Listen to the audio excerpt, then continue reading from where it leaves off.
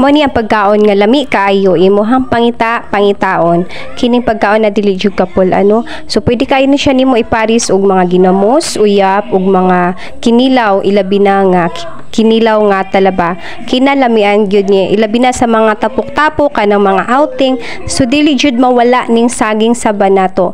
So kung ikaw ganahan ka mukaon og saging aw pagkugi diha pagtanom, dali ra kayo magtanom og saging no, dali ra sad kaayo na siya mamunga.